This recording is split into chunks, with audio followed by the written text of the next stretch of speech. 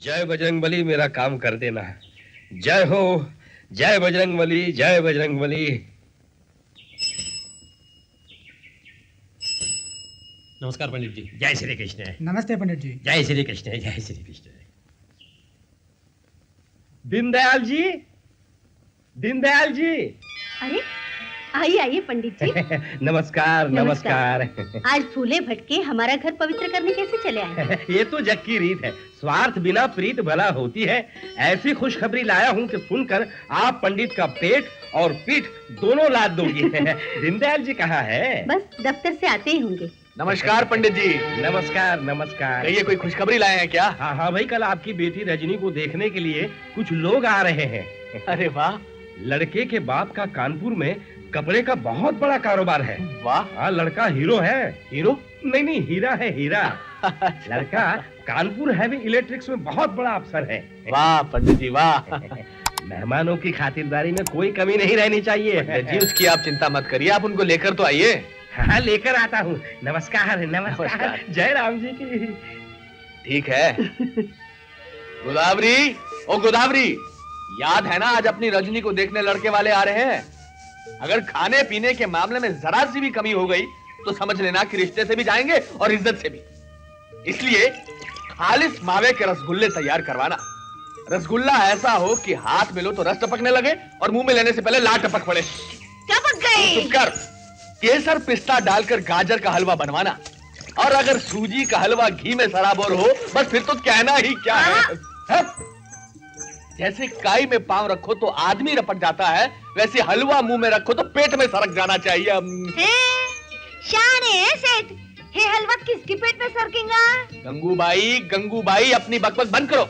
मैं तुमसे नहीं अपनी धर्मपत्नी से बात कर रहा हूँ। हो, तुम्हारी पत्नी है घर में धर्मपत्नी बनकर आई ना, मैं तो उससे पहले से इधर भांडी बर्तन करती। इतनी छोटी थी तब काम शुरू किया है। भाई डॉक्टर ने बोला ना इनको शक्कर का बीमारी है। चुप कर। हाँ, शक्कर का बीमारी है, तरी शक्कर की चाशनी में डुबकी मारने को देखते। शाने से भाई भगवान के लिए खामोश रहो। गोदावरी, हाँ तो गोदावरी मैं कह रहा था कि 4 तरह के मेहमान होंगे तो 4 तरह की फरमाइशें भी हो वो तो होंगे। हाँ, इसलिए 4 तरह के मीठे के साथ साथ 4 तरह के नमकीन भी तैयार कर लेना। शाने सेठ, इसलिए कि तुमको पेट भर के खाने को मिले। गंगूबाई। अरे सेठ, अपने जीभ के सटाके को बंद करो ना। मेरा मुंह बंद करके क्या होएगा? खाएंगे तुम, और जब रात को पेट में गैस मरोड़ देंगे ना तो चिल्लाएंगे गोदावरी गोदावरी, मेरे पेट में ऑटो रिक्शा चलता है। अरे ये कुएं का पानी इतना सूख कैसे गया? देवरे पानी सूखा। आइंदा कभी मेरी बातों में दखल दिया तो गर्दन मरोड़ को कुएं में फेंक दूंगा, समझ गई? समझ ली। माँ जी, औरों के घर में अगर लड़के के घर वाले लड़की को नापसंद कर दें तो लड़की के घर वाले दुखी हो जाते हैं, लेकिन हमारे घर में अगर लड़के वालों को लड़की पसंद आ गई तो बाबूजी बहुत दुखी हो जाते हैं। क्यों बहू? एक तो बाबूजी सभी लोगों को इतना प्यार करते हैं कि किसी की जुदाई उन्हें बर्दाश्त नहीं होती, और दूसरी बात ये कि मेहमान नवाजी का कुछ ज्यादा ही शौक है उन्हें। किसी न किसी बहाने इस घर में मेहमान आते रहे और खाने की अच्छी अच्छी चीजें पकती रहे, इससे मेहमान भी खुश होकर जाए और बाबूजी की जुबान का जायका भी बना रहे। ये तो तुम्हारे हाथ का हुनर है बहू। बाहर का भोज और अपने घर का भोजन दोनों का स्वाद एक सा होता है। अरे क्या हुआ बहू, कुछ दवाई दूं?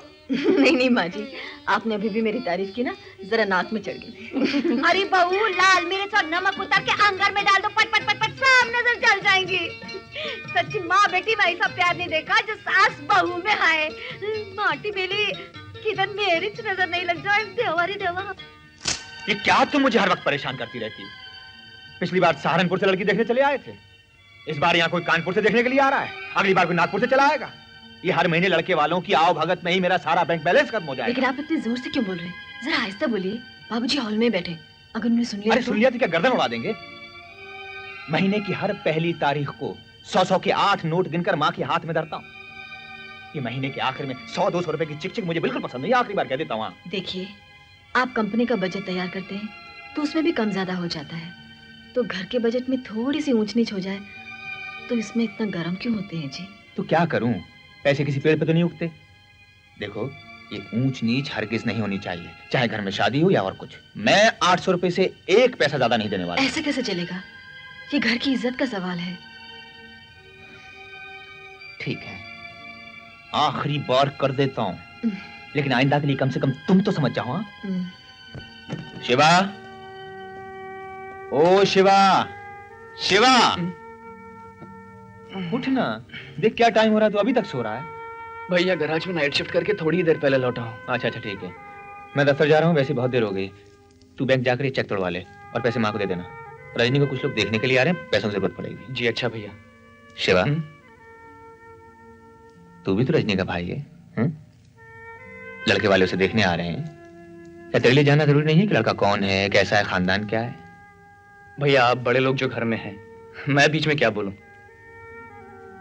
हाँ, ये बेवकूफ है ना सबका बोझ ढोने के लिए।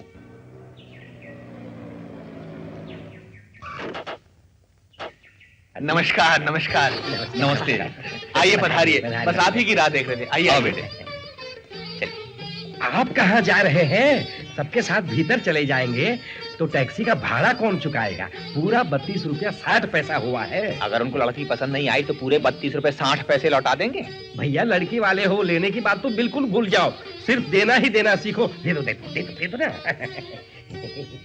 आइए आइए बैठिए। आइए पंडित जी आप भी बैठिए।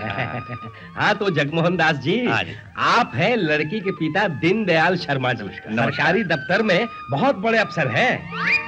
दफ्तर में कदम रखते ही छोटे बड़े सभी काम करने वाले उठकर खड़े हो जाते हैं। दीनदयाल जी सलामी लेते लेते थक जाते हैं, लेकिन सलामी देने वाले नहीं थकते हैं। और आप हैं लड़के के पिता सेठ श्री जगमोहन दास जी, कपड़े की बड़ी बड़ी मिलें इनकी बदौलत चलती है। मिल में कपड़ा बनते ही सीधा इनकी दुकान पर पहुंच जाता है। छोटे बड़े दुकानदारों की रोजी रोटी इन्हीं के दम पर चलती है। लाखों करोड़ों में खेलते हैं ये। आप तो हमें चने के पेड़ पर चढ़ा रहे हैं पंडित जी। दरअसल पंडित जी की इसमें कोई गलती नहीं दीनदयाल जी, इनके और वकील के पेशे में कोई फर्क नहीं है। वकील सोचता है कि चाहे कितना ही झूठ सच बोलो लेकिन केस नहीं हारना चाहिए, और पंडित जी का विचार है कि कितना ही ऊंच नीच बोलो रिश्ता नहीं टूटना चाहिए। दरअसल दीनदयाल जी, मेरा कपड़ों का कोई बड़ा कारोबार नहीं है, बल्कि गांधी मार्केट में कपड़े की एक छोटी सी दुकान है। तो आप भी किसी गलत फहमी में मत रहिएगा जगमोहन जी, मैं सरकारी दफ्तर का बहुत बड़ा अफसर नहीं, दफ्तर का बड़ा बाबू। मुझे लगता है पंडित जी ने आप लोगों से मेरे बेटे के बारे में जरूर कहा होगा कि कानपुर एवी इलेक्ट्रिकल्स में वो इंजीनियर या बहुत बड़ा अफसर है। हाँ कुछ ऐसा ही कह रहे थे। ये सरासर झूठ है। उस बड़ी कंपनी में मेरा बेटा छोटा बाबू है, और ये मेरी बेटी मिस वसंती, इसी साल उसने बीए किया है। बस एक बेटा है और एक बेटी। उसके बाद क्या आपने लाल त्रिकोण अपना लिया? जी नहीं, ऊपर वाले ने लाल झंडी दिखा दी। वक्त से पहले मेरी बीवी गुजर गई। ये सुनकर बड़ा दुख हुआ। खैर मेरा दुखड़ा छोड़िए, अब आप ये बताइए कि आपके घर परिवार में कौन कौन है? वो बताने से पहले अगर थोड़ा नाश्ता कर लिया जाए तो कैसा रहेगा? बहुत अच्छा है। भले ही मेहमान भूल जाए, पर ये नाश्ते के बारे में कभी नहीं भूलते। मैंने सिर्फ 4 प्लेटें रखी हैं, तुम इन्हें मेहमानों को दे देना। इनके हाथ में चुटकी भर भी देने की जरूरत नहीं। मैं भी देखती हूँ आज वो क्या करते हैं। माँ जी, बाबूजी का बड़े बाबू का दिमाग है, कोई न कोई तरकीब जरूर निकाल लेंगे। अच्छे मुहूर्त में सब कुछ अच्छा ही होता है। लो बेटी लो, इस घर का हलवा बहुत अच्छा होता है। हाँ लो लो, जगमोहन दास जी लीजिए। लाओ लाओ बहू लाओ। बेटी, पंडित जी बरसों से इस घर में आ रहे हैं, तुम्हें इतना भी मालूम नहीं कि पंडित जी को शक्कर की बीमारी है, मीठा खाएंगे तो मर जाएंगे।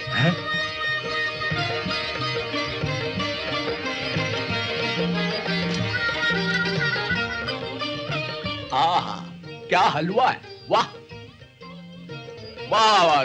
बेटी तुमने बनाया है, वाह वाह, थोड़ा और ले आओ।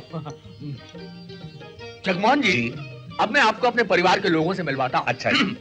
गोदावरी गोदावरी गोदावरी, यही है मेरी। समझ गया, बिल्कुल समझ गया। पहली बार आपने जिस अपनेपन से उन्हें बुलाया और वो आकर खड़ी हो गई, वो और कोई नहीं आपकी धर्मपत्नी ही हो सकती है।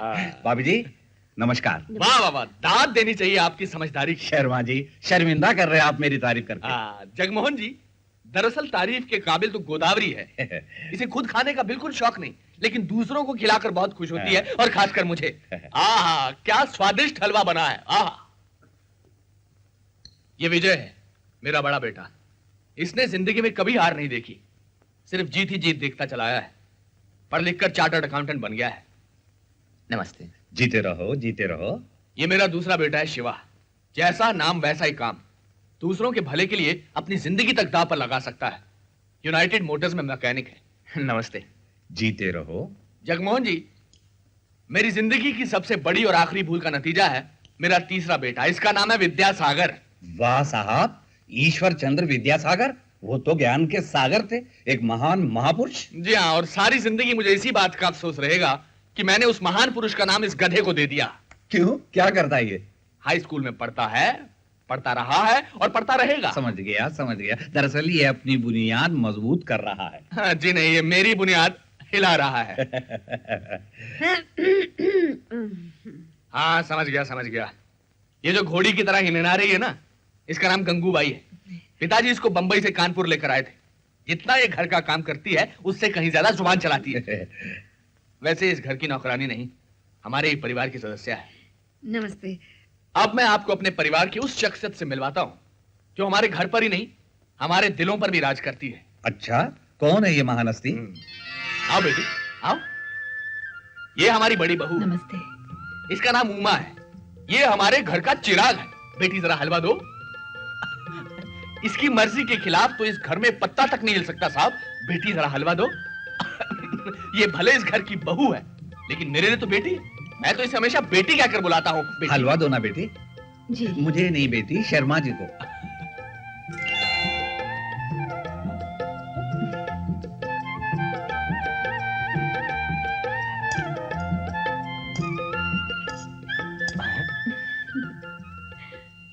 पिताजी। हाँ बेटे। आपके पास एक अठन्नी होगी? क्यों? जरा चिटपट करके देखना चाहता हूँ कि आज मेरी तकदीर में लड़की को देखना बदाबी है या नहीं। क्यों नहीं, क्यों नहीं। बेटी उमा, जरा रजनी को तो ले आओ। आओ बेटी, आओ। यहां बैठो। ये मेरी बेटी है रजनी। नाम रजनी हो या रजनीगंधा, मुझे उसकी खुशबू में कोई दिलचस्पी नहीं। आप जरा इन्हें गाना गाने को कहिए ना। गाना? और मैं गाऊं? हाँ, गाना। आपको गाना आता है ना? गाइए। बेटा, हमारे खानदान में एक ही गीत है जो सबको विरासत में मिला है। जब भी कोई लड़की देखने आया तो सिर्फ लड़की ने यही गीत सुनाया है। मेरी दादी ने भी यही गीत गाकर मेरे दादा से शादी की थी। मेरी माँ ने भी मेरे बाप को यही गीत सुनाया था। और मेरी बीवी ने भी यही गाना गाकर मुझसे शादी की। और मेरी बड़ी बहू भी यही गाना समझ गया। बेटी, तुम भी इनको वही गीत सुनाओ ना। अच्छा तो जजमान जी, हम विदा लेते हैं। बाकी बातों की खबर हफ्ते 10 दिन में आके कर दूंगा। ये पंडित जी, फैसला होना है तो अभी क्यों ना हो जाए। किसी बात को रबर की तरह खींचना मेरी आदत नहीं है। बोलो बेटे, क्या ख्याल है? जब बड़े बुजुर्ग यहाँ मौजूद हैं तो फिर मैं क्या कर सकता हूँ। बेटे, इस फैसले का दारोमदार तुम पर है। जब आप लोग मौजूद हैं पिताजी, तो मैं क्या फैसला करूँ? ये पल दो पल का सवाल नहीं, सारी जिंदगी निभाने का सवाल है बेटे। साफ साफ बता दो कि तुम्हें लड़की पसंद है या नहीं। पसंद है पिताजी, बिल्कुल पसंद है। आपको मेरा इशारा समझ लेना चाहिए। समझ गया बेटे, बिल्कुल समझ गया। पंडित जी, ये शादी का मुहूर्त अभी और इसी वक्त निकालिए। अबे लो, ये तो क्या कह रही है बेटी? क्यों? मेरी बात तुम्हारी समझ में नहीं आई? लेकिन रजनी, आखिर वो लड़का तुम्हें पसंद क्यों नहीं है? इससे पहले 3 लड़के मुझे देख चुके हैं। उन तीनों ने मुझे नापसंद किया था। क्या मैंने उनसे जाकर इसकी वजह पूछी थी? लड़की की पसंद नापसंद कोई मायने नहीं रखती रजनी, क्योंकि उसकी जिंदगी का फैसला माँ बाप करते हैं।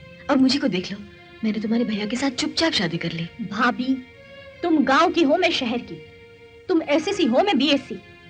मैं अपनी जिंदगी का फैसला खुद करूंगी। अब तुम जाकर मेरा फैसला सुनाती हो या मैं खुद जाकर सुनाऊं?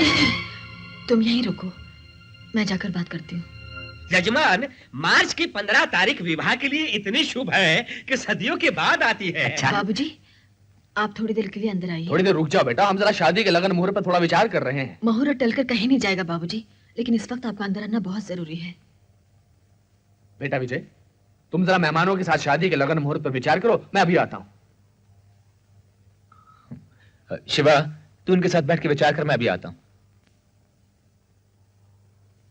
अरे विद्यासागर, तुम जरा मेहमानों के साथ बैठकर विचार करो, मैं अभी आता हूं। आप लोग आपस में बैठकर विचार करते रहिए, मैं अभी आ। अरे तुम रुक जाओ बरखुरदार, बैठो। अगर तुम भी चले गए तो हम विचार किससे करेंगे? हैं? लड़का मुझे पसंद नहीं है तो नहीं है। क्यों पसंद नहीं है, किस लिए पसंद नहीं है? इसकी वजह मैं आप लोगों को नहीं बता सकती। देख बेटी, अगर हम लोगों ने कोई फैसला किया है तो तेरा भला बुरा सोच कर किया है। मैंने भी अपना फैसला बिना सोचे समझे नहीं किया। शादी मुझे करनी है, आप लोगों को नहीं। मैंने साफ साफ लफ्जों में कह दिया, मुझे वो लड़का पसंद नहीं, बिल्कुल पसंद नहीं। चुप कर विजय, बड़ी सुरखाब के पर लगे हैं तुझमें, जो अच्छा भला लड़का पसंद नहीं है। जब इसने साफ साफ कह दिया कि लड़का इसे पसंद नहीं, तो जबरदस्ती शादी तय करना ना उनके परिवार के लिए अच्छा होगा और ना हमारे लिए। मैं अभी जाकर उनसे बात करके आता हूं। जगमोहन जी, वैसे तो मेरी बेटी शादी के लिए राजी है। उसका कहना है कि क्यों ना शादी से पहले 5-6 महीने इंतजार। विद्या, ये लोग चले गए? हाँ बाबूजी, अंदर की कथा 25 सुनकर वो लोग उसी वक्त यहाँ से चले गए। मैं भी आ रहा हूँ। बेटी बसंती, क्या है पिताजी? मैं दुकान जा रहा हूँ, वहां से थोक बाजार जाऊंगा। मैं दोपहर खाने के लिए नहीं आ सकता। नमस्कार जगमोहन जी। अरे आप दरवाजे पर क्यों खड़े? आइए, भीतर आइए, भीतर आइए ना। जी, मैं आपकी चौखट के अंदर तभी कदम रखूंगा जब आप मुझे माफ कर देंगे। अरे ये क्या बात कर रहे हैं आप? आइए ना, अंदर आइए, आइए, बैठिए बैठिए। हाँ, अब बताइए, कौन सी ऐसी भूल हुई आपसे जिसकी आप मुझसे क्षमा चाहते हैं? जगमोहन जी, मेरे घर में मेरी बेटी की वजह से जो आपकी बेइज्जती हुई, उसके बारे में जब भी सोचता हूं तो ऐसा लगता है जैसे किसी ने घड़ों पानी मेरे ऊपर डाल दिया हो। दीनदयाल जी, आप तो अच्छी तरह जानते हैं कि मेरी एक छोटी सी कपड़ों की दुकान है। हर रोज 50 ग्राहक आते हैं, 2500 कपड़े उलट पुलट कर देखते हैं। जो पसंद आता है ले जाते हैं, जो पसंद नहीं आता है छोड़ जाते हैं। मेरा बेटा आपकी बेटी का नापसंद किया हुआ कपड़ा है। इसका मतलब ये नहीं कि वो घटिया कपड़े का थान है और उसका बाजार में कोई मोल नहीं। मुझे आपका घर और आपका खानदान बहुत पसंद आया, मगर अफसोस इस बात का है हम लोग करीब तो आ गए मगर रिश्तेदार नहीं बन सके। आप में और मुझ में फर्क सिर्फ यही है कि आपने तो ये सब कह दिया, लेकिन मैं तो कह भी नहीं सकता। वसंती बेटी। जी पिताजी। घर में सूजी का हलवा है ना? अरे दीनदयाल जी को बहुत पसंद है। सूजी का हलवा? वो मिठाई तो होगी। मिठाई? कोई बात नहीं, गुड़ी ले आओ। जी अच्छा। अरे ये सब किस लिए जगमोहन जी? अभी बताता हूं। बेटी जल्दी ले आना। हाँ, रख दो। शुभ काम की शुरुआत मीठे से होनी चाहिए। मैं अपनी बेटी वसंती की शादी आपके मंझले बेटे शिवा के साथ करना चाहता हूं। ये रिश्ता मंजूर है? देखिए, इस मुताल्लिक मुझे अपनी बेटी से सलाह लेने की कोई जरूरत नहीं। मैंने अपनी बेटी को इस ढंग से पाल पोस के बड़ा किया है, मैं जिससे कहूंगा उसी से शादी कर ले। मैंने आपको चोट पहुंचाई क्या? जगमोहन जी, जैसे फख्र के साथ आप अपनी बेटी के बारे में कह रहे हैं, वैसे ही सर उठाकर मैं अपने बेटे शिवा के बारे में कह सकता हूं कि जिस लड़की के गले में वरमाला डालने को कहूंगा, बिना किसी सवाल के उसके गले में माला डाल देगा। मैंने ये बात आपको चोट पहुंचाने के लिए नहीं कही, बल्कि मैं तो उस जख्म पर मरहम लगाने की कोशिश कर रहा हूं जो अभी अभी आपने मुझे दिया। जगमोहन जी, मुझे ये रिश्ता मंजूर है। दीनदयाल जी, तो फिर ये शादी जल्दी से जल्दी हो जाए। समझी जी, मेरी एक प्रार्थना है, जब तक मैं अपनी बेटी के लिए कोई लड़का नहीं ढूंढ लेता, तब तक मैं अपने मंझले बेटे शिवा की शादी नहीं करना चाहता। बिल्कुल ठीक है, ऐसे ही होगा। धन्यवाद।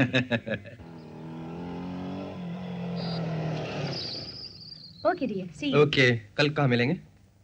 जैसे तुम कहो। नेशनल पार्क में? हाँ, ओके। बाय। C you.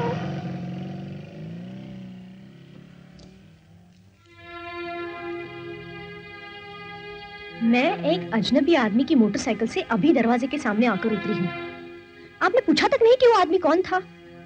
आपने ये जानने की कोशिश भी नहीं की कि उसका और मेरा रिश्ता क्या है। जानना चाहता था, लेकिन इस डर से नहीं पूछा कि कहीं मेरे घर की इज्जत मिट्टी में ना मिल जाए। आपको ये पूछने का हक है, आप मेरे पिता हैं। अच्छा, मैं तुम्हारा पिता हूँ? ये सब देखकर तो मैं थोड़ी देर के लिए भूल ही गया था। मुझे अपनी शादी के बारे में आपसे कुछ बातें करनी है। ओह, शादी हो चुकी है या होनी बाकी है? आपने ये कैसे समझ लिया कि आपको बिना बताए मैं शादी कर लूंगी? ये जानकर बड़ी खुशी हुई बेटी। मैं सोच रहा था कि अपना दामाद मुझे खुद ही तलाश करना पड़ेगा, लेकिन मेरा काम तो तुमने खुद ही कर दिया। अब तो तुम्हारे फैसले के आगे मुझे सर हिलाकर सिर्फ हामी भरनी है। ठीक है, वो भी कर लूंगा। आखिर तुम्हारा पिता हूं ना। चलो बाकी लोगों से मिलकर भी सलाह मशवरा कर ले। आओ।